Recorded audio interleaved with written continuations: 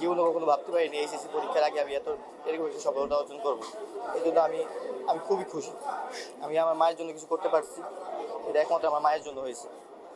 তাই আমার অনুভূতি এখন প্রকাশ করার মতো নেই, কারণ আমার বাবা মারা গেছে গত 2 বছর হয়েছে। এখন আমার ফ্যামিলিতে আমার মা এবং আমি একা। এখন আমার মা স্যার ফ্যামিলি স্যার খুবই কষ্ট হতো। আমার পড়াশোনার মধ্যে দিয়ে আমি চাইতাম যে কিছু একটা করবো, ঠিক আছে। মাকে বলতাম যে মা আমি এইচএসসি পরীক্ষার পর কিছু একটা করবো।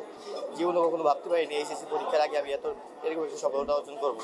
এই জন্য আমি খুবই খুশি। আমি আমার মায়ের জন্য কিছু করতে পারছি, এটা একমাত্র আমার মায়ের জন্য হয়েছে।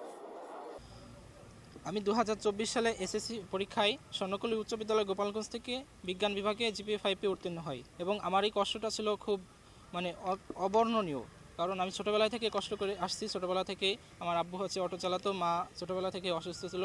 সে খুব ভারী কাজ করতে পারতো না, কারণ তার টিউবারকুলোসিসের সমস্যা ছিল।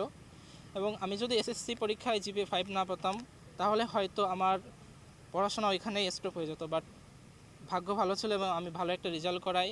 আমার আব্বু হচ্ছে আমাকে বাইরে কোথাও কাজ করতে দেন নাই এবং পড়াশোনায় খুব মনোযোগী হতে বলছিলেন, কারণ তার স্বপ্ন ছিল তার ছেলে যেন একটা ভালো সরকারি চাকরি পায়। এবং আমি এসএসসির পর থেকে টিউশনি করাই, অনেক স্ট্রাগল করে এখানে আসছি, মাঝে মাঝে কাজ করছি বিভিন্ন বিভিন্ন কোচিং সেন্টারের বিভিন্ন পত্রিকায়, বিভিন্ন কোচিং সেন্টারে কাজ করছি, তাদের বিভিন্ন এই যে পোস্টার লাগানো, এটা করেই আমি আমার পড়াশোনা চালিয়ে নিয়ে গেছি। এবং আমার ছোটোবেলা থেকে আমার স্বপ্ন ছিল আমি বাংলাদেশ পুলিশ বাহিনীতে চাকরি করব এবং অবশেষে আলহামদুলিল্লাহ আজকে আমার পুলিশ বাহিনীতে চাকরি হয়েছে এবং এতে আমি খুব খুশি এবং আমার পরিবারকে জানিয়েছি এবং আমার পরিবারও আনন্দে অনেক উল্লসিত।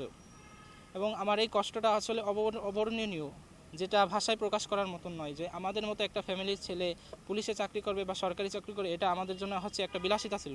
অনেকে বলতো সরকারি চাকরিতে ঘুষ ছাড়া হয় না, বাট আমি হচ্ছে আজকে প্রমাণিত, আমি নিজেও বিশ্বাস করতাম, এটা আমার মধ্যে একটা ভ্রান্ত ধারণা ছিল যে সরকারি চাকরি করতে টাকা লাগে। বাট আজকে হচ্ছে আমার সব ধারণা ভুল ছিল, কারণ আমি নিজ যোগ্যতায় মাত্র 120 টাকার বিনিময়ে আমি বাংলাদেশ পুলিশ বাহিনীতে আজকে মনোনীত হয়েছি এবং ইনশাল্লাহ আমি বাংলাদেশ পুলিশকে আমার সর্বোচ্চ দিয়ে বাংলাদেশ পুলিশ বাহিনীর এবং দেশের সেবা করতে চাই। জ্যাঠাতো ভাই পুলিশের ইন্সপেক্টর পদে ছিল, ডাকব থানা খুলনা। তো উনি বিগত 2 বছর আগে ক্যান্সারে আক্রান্ত হয়ে মারা গেছে। তো আমার বাড়ি সহ আমার টোটাল পরিবার তখন ভেঙে পড়ে। আমি এই পেশায় আদৌ আসতাম কি না, কিন্তু মনে করেন ওই থেকে আমার মনের ভেতরে একটা ইচ্ছা জাগছে যে আমি বাংলাদেশ পুলিশের সদস্যপদ অর্জন করব। সেখান থেকেই যে আমার যাত্রা শুরু। আজকে আমি মনে করি আমার দাদার আশীর্বাদ ছিল বিধায় আমি এই জায়গায় আসতে পারছি। আর আমাদের মাননীয় পুলিশ সুপার মহোদয় খুবই দক্ষতার সাথে মেধাবীদের খুঁজে খুঁজে চাকরি দিয়েছেন। এই ক্ষেত্রে আমরা কোনো প্রকার হয়রানির শিকার হইনি আর কি। আমার আগে একটা ভুল ধারণা ছিল যে পুলিশ লাইনে যে পুলিশের চাকরি এটা শতভাগ নিশ্চয়তার সাথে চাকরি হয় না দুর্নীতি ছাড়া। তো আমার এই দুর্নীতির যেই বিরুদ্ধে যেই একটা ছিল, এটা আমার ভাঙছে। এখন আমাদের যে পুলিশ সুপার আছে মোহাম্মদ হাবিবুল্লাহ, তাকে ধন্যবাদ জানাই। তিনি শতভাগ নিশ্চয়তার সাথে আমাদের চাকরি প্রদান করেছে, চাকরি কার্যক্রমটা সম্পাদন করেছে শতভাগ নিশ্চয়তার সাথে।